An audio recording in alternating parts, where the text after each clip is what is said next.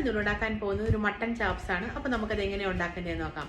നിങ്ങൾ ഈ ചാനൽ ആദ്യമായാണ് കാണുന്നതെങ്കിൽ സബ്സ്ക്രൈബ് ചെയ്യുക, തൊട്ടടുത്ത് കാണുന്ന ബെൽ ഐക്കണിൽ ഓൾ അമർത്തുക. അരമുറി തേങ്ങ തിരുമിയതാണ് ഞാനിവിടെ എടുത്തിരിക്കുന്നത്. ഇതിലേക്ക് 1.5 ടേബിൾ സ്പൂൺ പെരുംജീരകപ്പൊടി. എന്നിട്ട് നമുക്കിത് ഒരു ചെറിയ തരിതരിപ്പോടെ ഇതൊന്ന് അരച്ചെടുക്കാം. ഒരു പാത്രത്തിലേക്ക് 3 ടേബിൾ സ്പൂൺ വെളിച്ചെണ്ണ ഒഴിക്കാം. എണ്ണ ചൂടാകുമ്പോഴത്തേക്കും 1.5 ഇഞ്ച് വലിപ്പത്തിലുള്ള ഇഞ്ചി കഷ്ണങ്ങളാക്കി നുറുക്കിയത്, 150 ഗ്രാം ചെറിയ ഉള്ളി, ഒരു തുടം വെളുത്തുള്ളി. നമുക്കിവ എണ്ണയിലോട്ടിട്ട് വഴറ്റിയെടുക്കാം.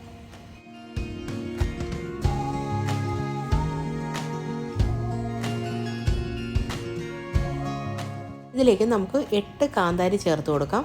കാന്താരി ഇല്ലെങ്കിൽ നമുക്കൊരു 4 പച്ചമുളക്, എരിവുള്ള പച്ചമുളക് 4 എണ്ണം ചേർത്ത് കൊടുത്താൽ മതിയാകും.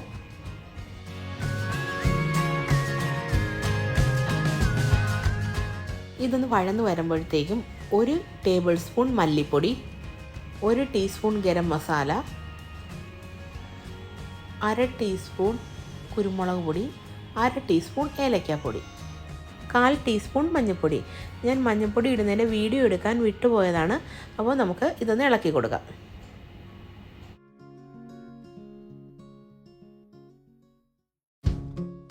ഇതിലേക്ക് നമുക്ക് കഴുകി ഊറ്റി വെച്ചിരിക്കുന്ന 1 കിലോ മട്ടൺ ചേർത്ത് കൊടുക്കാം.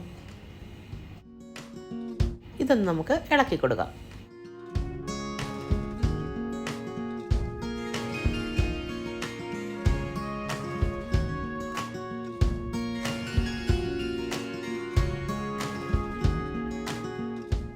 ആവശ്യത്തിന് ഉപ്പും കൂടെ ചേർത്ത് കൊടുക്കാം. ഇതൊന്ന് നമുക്ക് ഇളക്കിയെടുക്കാം.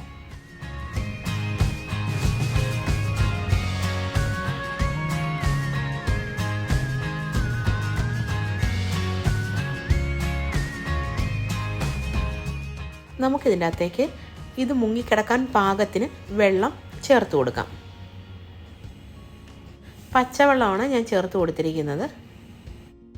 ഇതൊന്ന് ഇളക്കി കൊടുത്ത ശേഷം നമുക്ക് അടച്ച് വെച്ച് വേവിച്ചെടുക്കാം.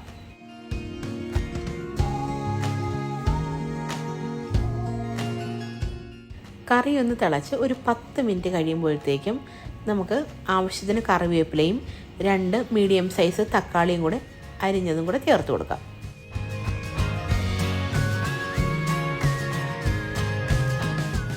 ഇളക്കിയതിന് ശേഷം നമുക്ക് അടച്ച് വെച്ച് വേവിച്ചെടുക്കാം.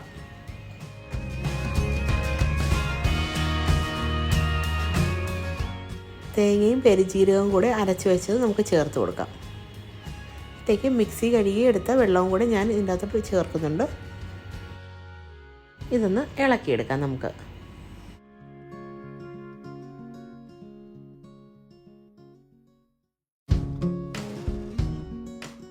കാഷ്യൂനട്ട് നമുക്ക് പൊടിച്ചെടുക്കാം. ഇതൊന്ന് തിളച്ച് കഴിയുമ്പോഴത്തേക്കും നമുക്ക് കാഷ്യൂനട്ടിൻ്റെ പൊടിയൊന്ന് ചേർത്ത് കൊടുക്കാം.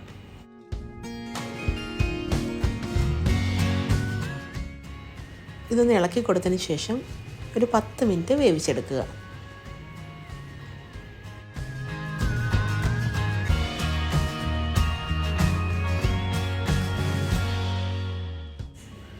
കറി ഓഫാക്കുന്നതിന് മുമ്പ് നമുക്ക് പച്ച വെളിച്ചെണ്ണയും കൂടി 1 ടീസ്പൂൺ പച്ച വെളിച്ചെണ്ണ മതിയാവും. അതും കൂടി ഇതിനകത്തോട് ചേർത്ത് കൊടുക്കാം. ഗ്യാസ് ഓഫ് ചെയ്തതിന് ശേഷം നമുക്ക് ഈ പാത്രം ഒരു 10 മിനിറ്റെങ്കിലും ഇതൊന്ന് അടച്ച് വെക്കണം. അതിനുശേഷം ഇത് സെർവിങ് പ്ലേറ്റിലേക്ക് നമുക്ക് മാറ്റാം.